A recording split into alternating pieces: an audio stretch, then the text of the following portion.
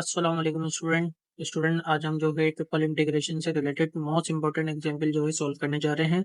इस एग्जांपल का जो मकसद है वो ये है कि आपको जो है दो इंटीग्रेशन की अपर लिमिट और लोअर लिमिट जो है गिवन होंगी।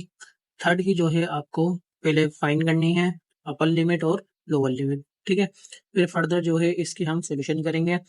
तो सवाल है हमारे पास, find the integral of X. अब यहाँ पे एक्स क्या है? एक्स आपका फंक्शन है जिसकी आपको इंटीग्रेशन करनी है। अच्छा, ज़रूरी नहीं है कि आपके पास एक्स ही हो, कुछ और भी हो सकता है। Over the shape it represent half of a cylinder. और ये जो शेप है, शेप कौन सी है आपके पास? हाफ ऑफ सिलेंडर है। शेप जो है आपको साइड में नजर आ रही होगी। और उसके जो पॉइंट है, पॉइंट क्या है? 8, एक्स ग्रेटर देन है 0 से और लेस देन है 1 से। मीन्स के जब हम तीन इंटीग्रेशन की बात करते हैं, ट्रिपल इंटीग्रेशन की बात करते हैं, तो ये होगा हमारे पास एक्स के लिए, ये होगी हमारे पास वाई के लिए, ये होगी हमारे पास जेड के लिए। ठीक है, और हमें जो फंक्शन है, फंक्शन क्या है? हमारे पास एक्स है, क्योंकि हमें इसकी इंटीग्रेशन लेनी है। ठीक है, ट्रिपल इंटीग्रेशन इसकी लेनी है, सही है। और यहाँ पे हम लिखेंगे डी जेड डी वाई और डी एक्स।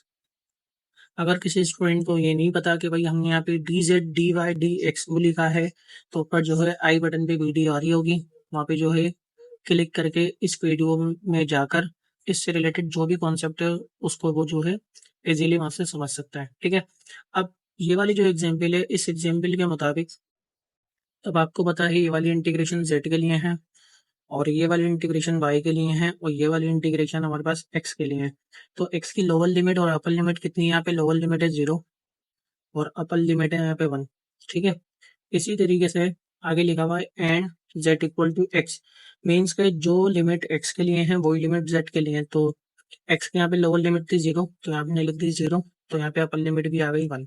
ठीक है, अब यहाँ पे जो है हमें y के लिए लिमिट मालूम करनी है, पहले लोअर लिमिट भी और अपर लिमिट भी। ठीक है, इससे जो प्रीवियस वीडियो जो हमने सॉल्व की थी वो उसके अंदर ये था कि जो है हमें जो है तीनों लोअर लिमिट गिवन थी, हमने जो है पहले तीनों की अपर लिमिट फाइंड की थी। ठीक है, अगर किसी स्टूडेंट को उसका आइडिया नहीं है कि भाई किस तरीके से हमें जो है तीनों की अपर लिमिट फाइंड करनी है, तो ऊपर जो है आई बटन के ऊपर वीडियो आ रही होगी, तो वहां से जो है वॉच आउट करके उसका जो कॉन्सेप्ट है उसको वो समझ सकता है, क्योंकि ये एक ऐसी प्रॉब्लम्स हैं जो कि पेपर में लाजमी आती हैं।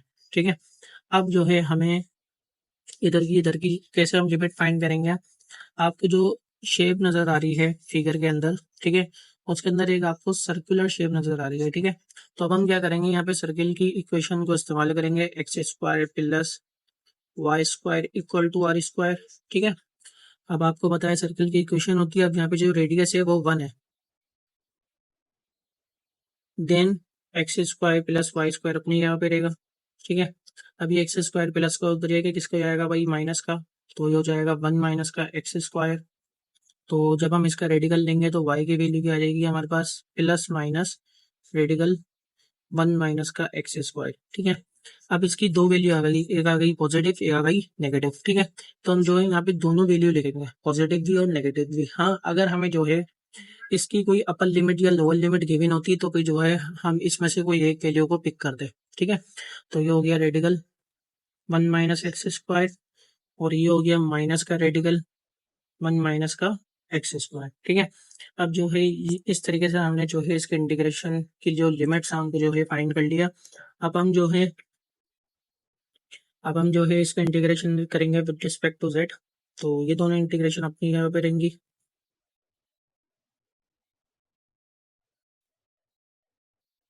एक्स भी अपनी यहाँ पे रहेगा, तो डी जेड के थ्रू जब हम इंटीग्रेशन करेंगे तो हो जाएगा सिंपल जेड, इसकी अपर लिमिट आ जाएगी 1, लोअर लिमिट 0, और यहाँ पे आ जाएगा डी वाई और यहाँ पे आ जाएगा डी एक्स। ठीक है स्टूडेंट, अब हम क्या करेंगे? यहाँ पे अप्लाई लिमिट करेंगे। अप्लाई लिमिट का सिंपल सा फॉर्मूला होता है upper limit minus lower limit.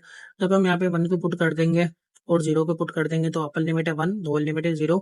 तो 1 माइनस 0 मतलब के 0 और 1 एक्स हो जाएगा सिंपल सा एक्स। तो यहाँ पे सिर्फ हमारे पास बचा 1 0, integration radical 1 minus x square minus radical 1 minus x square, यहाँ पे सिर्फ बचा एक्स डी वाई और डी एक्स। अब हम इसकी इंटीग्रेशन करेंगे विद रिस्पेक्ट टू वाई, तो ये 1 0 अपने यहाँ पे रहेगा, एक्स भी अपने यहाँ पे रहेगा, तो ये हो जाएगा वाई।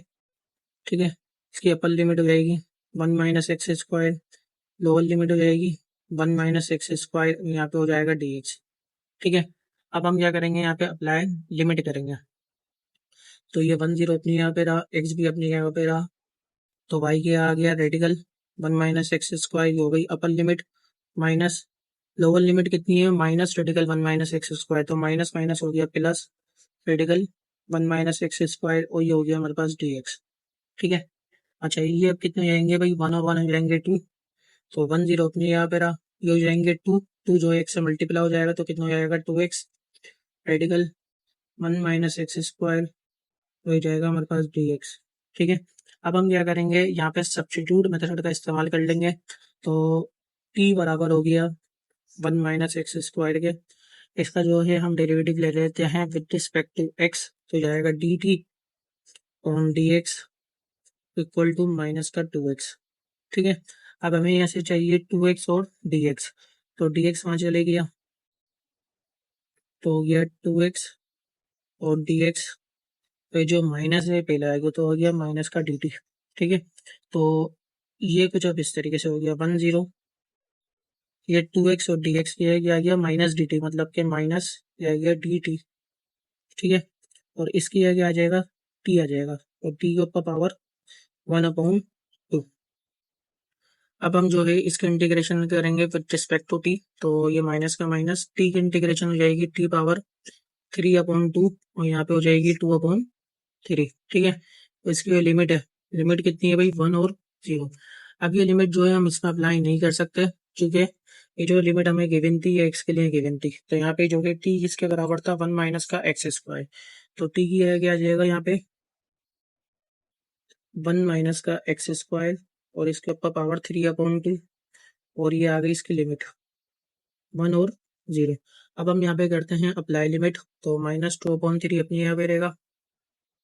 अब क्या है अपर लिमिट, अपर लिमिट कितनी है 1, तो 1 - 1, तो 1 - 1 कितने आएंगे भाई 0, तो जाएगा 0 का पावर 3/2, तो वही अपर लिमिट, फिर माइनस लोअर लिमिट कितनी है 0, तो 1 - 0 का स्क्वायर 0, मतलब के 1 - 0 मतलब 0, तो ये हो जाएगा 1, और 1 के ऊपर पावर कितनी आ गई 3/2, तो ये तो पूरा पार्ट हो जाएगा 0, यहाँ पे बचेगा सिर्फ माइनस का 1, तो -2/3 माइनस का 1, माइनस माइनस हो गया प्लस, तो हो गया 2/3 यूनिट। तो इसका मतलब ये है कि हमारे पास जो सिलेंडरिक शेप थी, तो ये आपको फिगर के अंदर नजर आ रही है, उसका हमने जो वॉल्यूम मालूम करा है वो कितना मालूम करा है 2/3 यूनिट्स मालूम करा है। ठीक है स्टूडेंट, इसके बाद जो नेक्स्ट वीडियो होगी उसके अंदर जो है हम ट्रिपल इंटीग्रेशन से रिलेटेड कुछ एग्जाम्पल सॉल्व करेंगे। ठीक है।